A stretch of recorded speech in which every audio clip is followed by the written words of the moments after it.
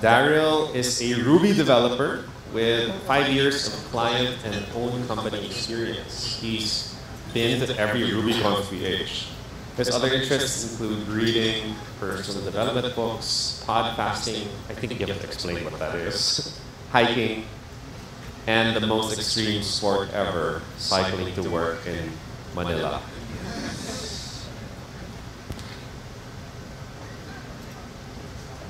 Daryll Santos.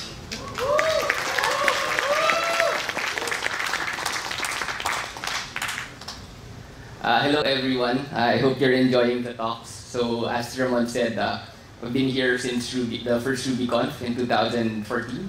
RubyConf Philippines has a special place in my heart. First went here in 2014, as I said, in 2014 as an undergrad. I was 25, just graduated college, was really broke back then. To be honest, I really didn't understand any of the talks. 5 years later, giving a talk, so I don't know. Really happy to be here, and from the bottom of my heart, thank you everybody for being here. Thank you for everything, I don't know. So, let me start off with that title that you've probably seen in the RubyConf website. So, I hated it the moment that I submitted it. It's like 7 ways to whatever. Good God, does anybody also think that that title is really pretentious? When I submitted the conference talk proposal, I thought that it was like a blind submission, wherein they wouldn't be able to see who submitted the talk. So I just chose the most clickbaity title ever. So anyway, apologies for that title. I think I really needed to change that title on principle, and this is what I'm going to talk about: the brain and software development. So hope that isn't too douchey. So where we came from. So it's been a tradition since RubyConf Philippines started that people created slides showing their journey to get here. So I wanted to make one of my own, but how exciting would House, Uber, F1 Hotel be? That sounds really boring and normal. So I wanted to try something more audacious.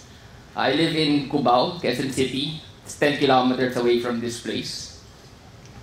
Because I had to give this speech, I did actually take an Uber to get here. But 2 days ago, in the conference before party, I tried walking from Cubao here to here. So I don't know if that's smart.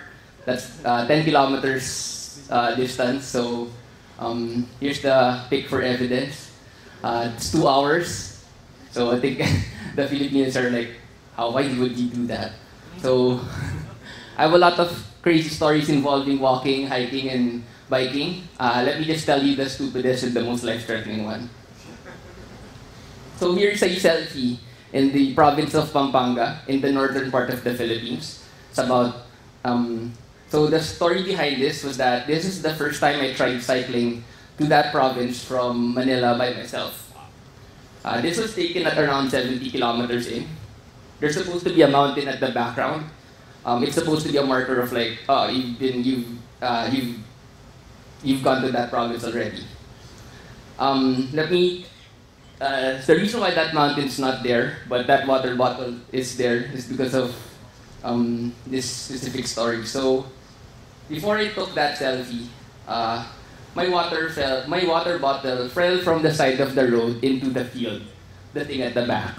So I couldn't reach it with my arms. I tried doing the thing where I'm going to get the bottle, wasn't able to reach it. I thought to myself, that doesn't seem to be so deep. I think I can probably go there, get the bottle from the rice plants, and put it back inside of the road. So, pretty sure that that idea wasn't really the smartest idea that I've ever had. It turns out that those rice fields and rice paddies aren't really rice. They're water hyacinths. They're water lilies. That road is not really a road. That's a bridge. So it was like I voluntarily jumped into a river. So fortunately, they have, I don't know what they had, like something that helps, I don't know, for whoever made the bridge so that they can put their feet or whatever. But I was like literally like at the side of a bridge. Fortunately, I was able to get the water bottle and it back. Unfortunately, I was unable to lift myself up. So, when you're there in the middle of freaking nowhere, you get it, and you can't really do anything to save to improve your position. You begin thinking of a lot of things. Like, why did I not go? Why did I not go to the gym and exercise my upper body? Or like, how much does this water bottle actually cost? Or why the hell am I here? This is 100% true, by the way. I accidentally clicked the next slide, but yeah. I think this was the first time that I unironically cried for help. Like, I was waiting there for what seems like 5 minutes. 2 tricycles passed by. I have no idea why they didn't, I don't know, why they didn't help me. Fortunately, a cyclist passed by and noticed that there was a human being at the side of a bridge. I pray that you guys never experience what it feels like I pray that you guys never experience what I felt like when I saw this gentleman. So my second biggest regret that day was I wasn't able to take a photo with him. I think his name was Jim or Ben or something. I don't know. Anyway, that was that. So yeah, there's the thing. Hi, I'm Daryll. And now that we've established that I'm a bit crazy, welcome to my talk, the brain and software development. So in the past 4 months, I've been reading a lot of books about the brain. It's been eye-opening for me, considering that as programmers, we've spent, I don't know, thousands of hours studying programming and its tools. But I've never really seen a person who's studied the brain in depth, like about 100 hours or more. Programming is not just about the computer and the language that you're using, but also about the person who's actually typing the code. So I probably spent less than 50 hours reading the books, reading some neuroscience books or some popular science books, and there has been an immediate return on investment. Within these past few weeks, I've been able to concentrate better and put my best self forward, software or otherwise. So I hope I can add value to everyone's lives with what I'm going to say. So let's just dive right in. So historically, I've always had trouble with time management. So do you guys have a to-read list? I've had multiple throughout the years, but this browser extension is the latest one. I've literally 1,300 things that I need to read. And I don't know, like it's funny because it's like when you're reading the list, the actual list, it's like you're reading a timeline of the different programming languages that you've always wanted to learn, but said, never got the time.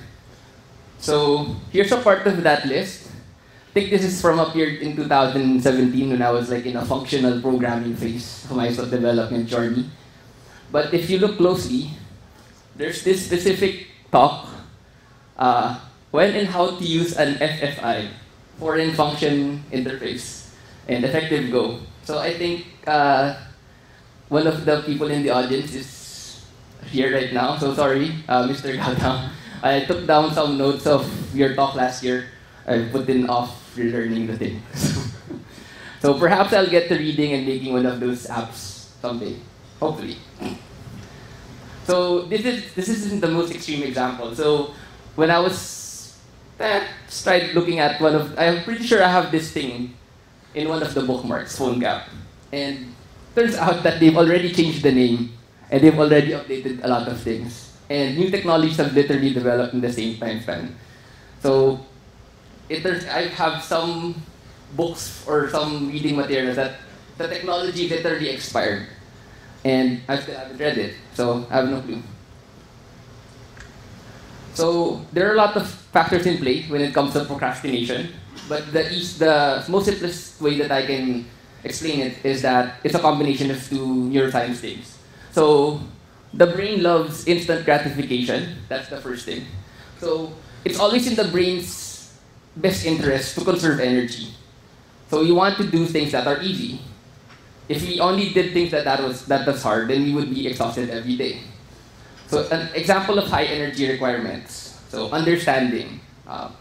For example, if you want to learn a programming language, you have no basis on, if you're learning programming for the first time, there's a certain number of hours before you can say that you can think like a programmer.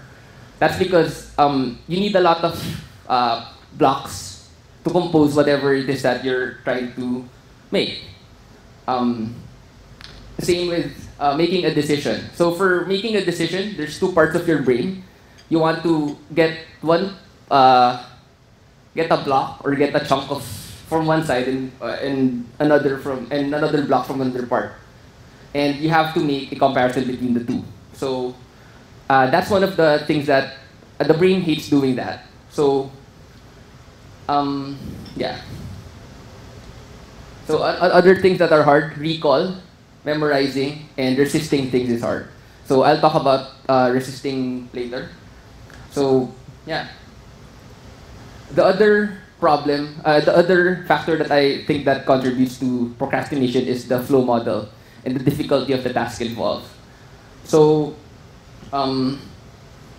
just to give a quick primer on the concept of flow, I think everybody has had this experience before, where you're in the zone and you're able to code.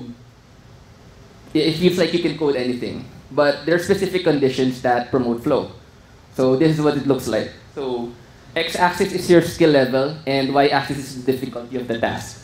So if the task is easy, and so this is an easy task, and you don't have that much of a skill level, or if you have a high skill level, that's what you get, relaxation. So, and if the task is hard, we have a tendency to get anxious or worry about what you're supposed to do.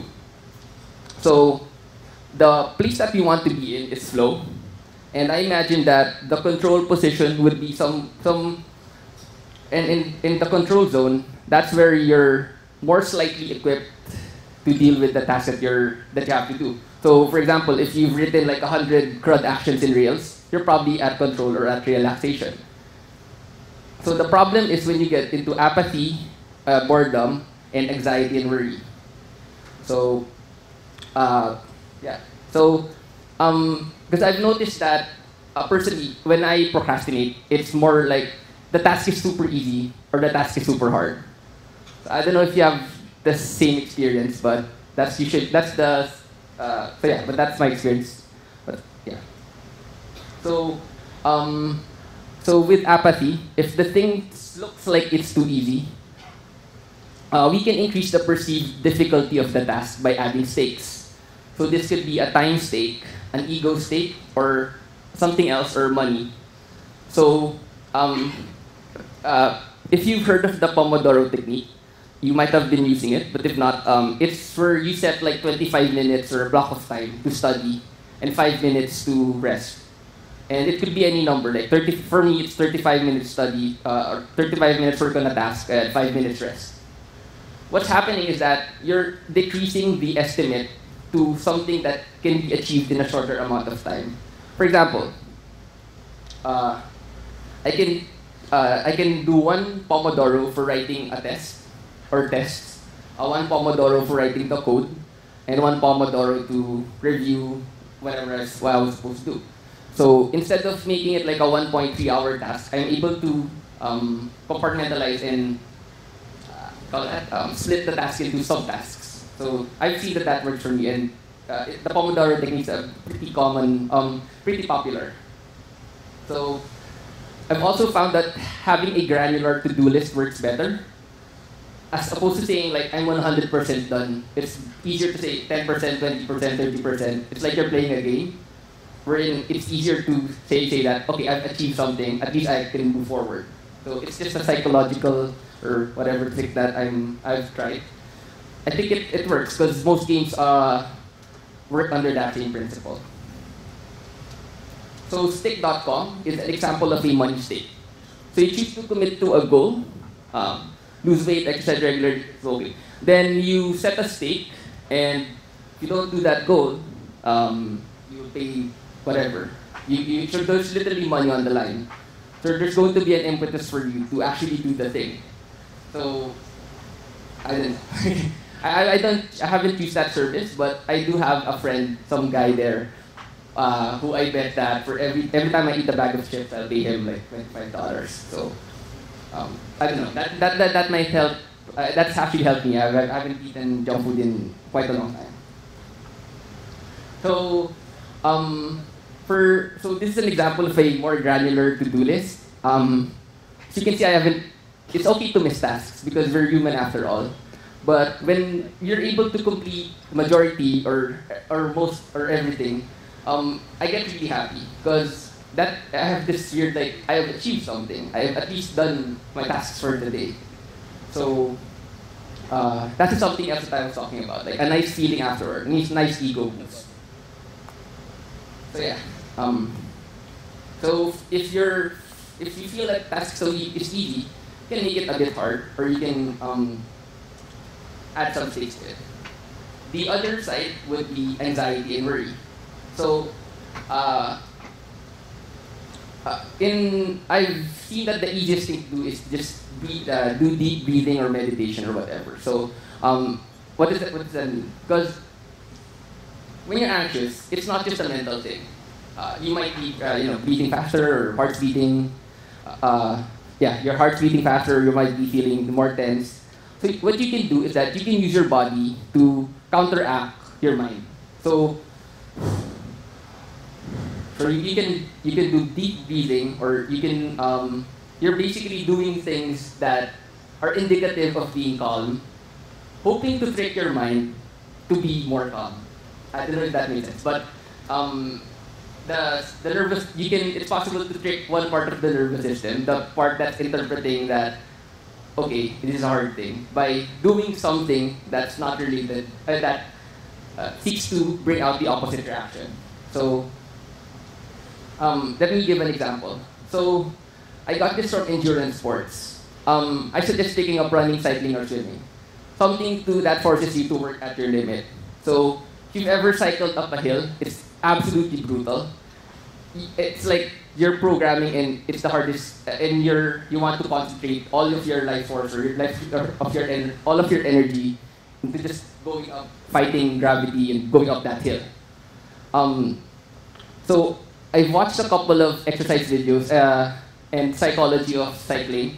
Turns out that when you smile, there's a scientific experiment where people actually are able to push their limits a bit further just by smiling or just by relaxing. That's why when they're climbing up a hill, when these guys are climbing up a hill, they're very loose, like this, and they're just trying to concentrate all of their mental tasks in their physical body into powering the legs. So the same can be said for programming. So you want your brain or whatever to concentrate. So sit in the most comfortable position that you want and do the deep breathing just to prime your brain to be more calm. Next thing that you can do is what's the worst can happen. What's the worst can happen? Yeah, what's the worst that can happen? For those, you can draw experiences in the past or how the company is working. So I've honestly never been fired before when I introduced a bug in the system. So I have this thing wherein, okay, if I made a mistake, we have things like error handlers, staging servers, QAs, hopefully nice senior programmers, or nice CTOs, nice people. And it's like what Ms. Megan said a while ago, like cultivating the fear thing. Like, it's actually really different if you're thinking that, okay, I'm gonna F it up. And if you know that there are people behind you, or there's nothing bad is really going to happen, then it makes things a little bit easier. So the keyword that I searched for Google is the philosophy, Stoic philosophy. I won't have time to discuss it, but DHH is a practicing Stoic. So yeah. If there's negative visualization, like what's the worst that can happen, there's also positive visualization. So I found that positive visualization has really helped. For example, the first time I tried provisioning an EC2 instance from scratch and deploying an app via Capistrano, I bumped into literally every error message that there was. So instead of, I knew that at some point I needed to try learning this thing. So, tried commenting out everything in the cap file and running into the errors one by one. And I think there was a period wherein I had to, I was stuck for about an hour or something. But what kept me going was, okay, this is hard, or this is probably hard right now because I literally haven't used this before. So programming is never easy. So I have to just visualize like in probably 1 hour from now or 2 hours from now that this would be done. So eventually it worked. And I learned a lot. So the same could be said for learning new languages. So I've spent the last year writing pure Ruby code. So I'm a bit just rusty in JavaScript. And when you go back to learning a language that you've learned before, I think it's different from when you're learning a language for the first time. And plus the tools have been changing like really fast. So I just tell myself that, okay, before I complain about JavaScript once again, I just have to absorb the syntax and how React works or how, and the concepts. So I estimate like, okay, I'll just put in 50 hours here. There's probably going to be something that's gonna happen after 50 hours. And you can't really control other things. Why not just control your effort and your mindset? So yeah. A possible action item would be, when have you procrastinated in the past? What are the triggers that cause you to procrastinate? Maybe the task is too easy, or maybe the task is too hard, or maybe something else, like you weren't really looking forward to the task. So yeah. The next thing that I've learned about the brain is something that helps me focus. So this is the story of Odysseus, or Odysseus, I don't know how to pronounce it. A great story. So when they were coming home from the Trojan War, he had to pass by this specific strait wherein there were these things called the sirens. So these two monsters pretend to be beautiful women with amazing voices and try to assure sailors that they were cool.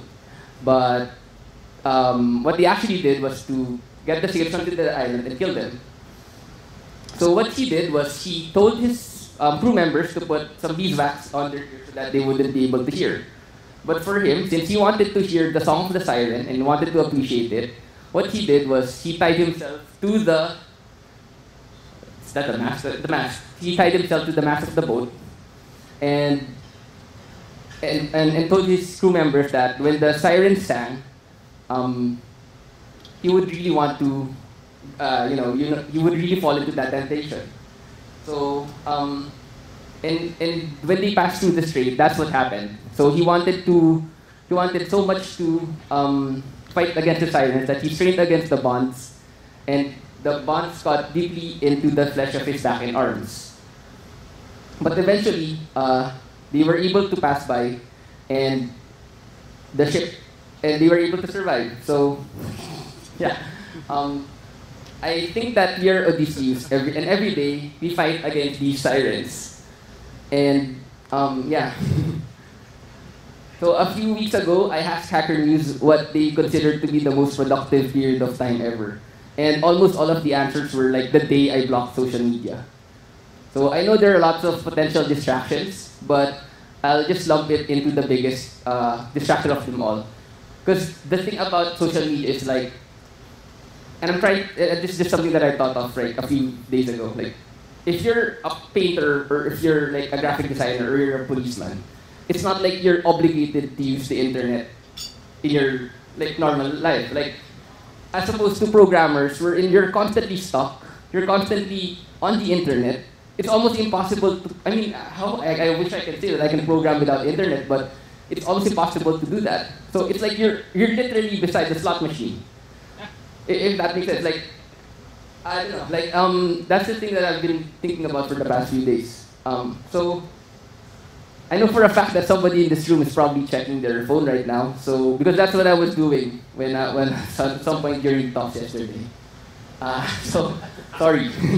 I have a couple of tactical advice to deal with distractions. I'll just lump it into social media because that's like insane. Because the thing about, for example, if it's a computer game, I can uninstall the computer game and I can wait for the computer game to get installed again.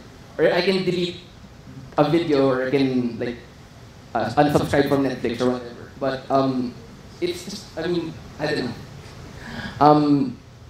So for dealing with distraction, like make it as hard as possible to do and add separate steps. So log out, make the password something really hard to type, and uninstall the app.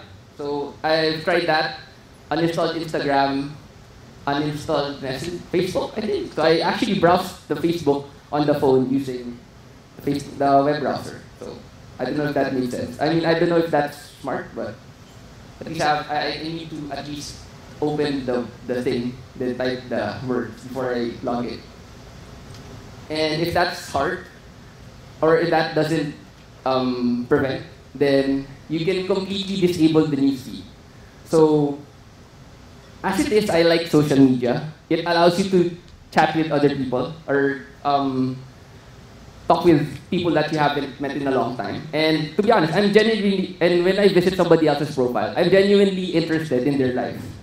The problem is that the newsfeed is, I don't know, I think like it's the start, whoever thought of that's like the smartest guy ever.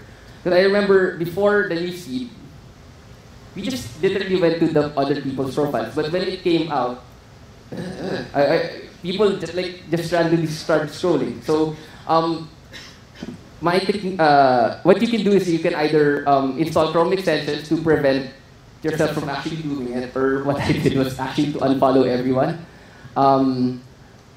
So yeah, at least it alleviates the constant scrolling on a daily basis, because it's still useful. You still like seeing other people anyway, but you just have to use the feature set that helps you and not the feature set that hurts you. It's like you want to use the software to work for you, not against you. So yeah.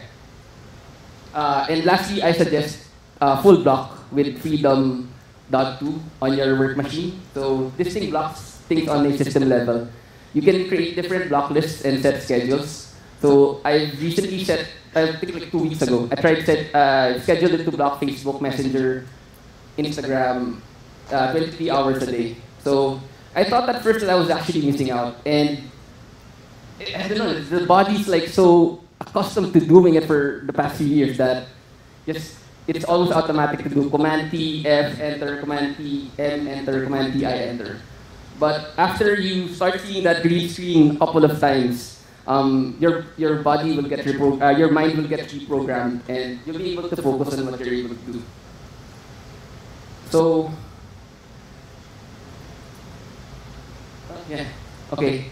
So, so what I'm trying to get at is the concept of habits. So, the habit feedback loop is there's a cue, then there's a routine, then there's a reward. So you might have heard of this somewhere. But you want to make the cue harder, or you want to make the cue lead to something else, and then you want to provide the same reward after. So in terms of increasing your not procrastinating, you want to change the wiring from being anxious or being bored to something else. And in terms of procrastination, so in terms of focus, you want to make the cue as hard as possible to trigger. So the 7 whatever clickbait thing that I was thinking of, I just refactored the talk to use a template method pattern. So by the way, I'll add trauma at the start. So I find that acquiring a new habit usually means discarding the old one. So let me explain with a bunch of examples. So I didn't say, this says lose weight, but it doesn't say like be fit. Because in cycling, when you're going up a hill, the computation for how you're able to go up that hill doesn't really matter. It doesn't really matter what your body composition is. What matters is the power to weight ratio. So as powerful as the legs as possible and as low a weight as possible. So I'm still getting there, still trying to get to that thick, thin body, but yeah. So the cue would be waking up. So before, so after you wake up, you go to the weighing scale, see my weight, and it rewards the nice feeling. So easiest thing, like just wake up, move, walk 5 meters, and see that it's gone down. Right. So a couple of other things, like for example, for tooling, things are going to be easier if you just, for example, in my example, like Sublime crashed. So I was forced to use Vim, and seeing as you have to code every day, you'll get better at it. So yeah. So the reward will be getting faster and whatever Brad said a while ago. So thank you. So I'm actually out of time, but I'll just move forward to the end of the talk. So what I've been doing recently is to try to figure out how I can combine the two things, programming and psychology, or programming and your mind. So hopefully, I'm still thinking, is it going to be an app or is it going to be a blog or whatever? But that's the thing I've been working on for the past few months. So yeah. So here are some of the books that I've read. So The Power of Habit, Brain at Work, Incognito, Grit by Angela Duckworth. So the course, learning to how to learn Coursera course, and Googling other random things. And also you can visit my repo. That's where I put down all of my notes. So I'm still trying to figure out how I wouldn't be able to get to it, because some of the books there just copied. So I'm going to try to remove those from the repo anyway. So that's been my talk. Thank you. Thank you, Daryll.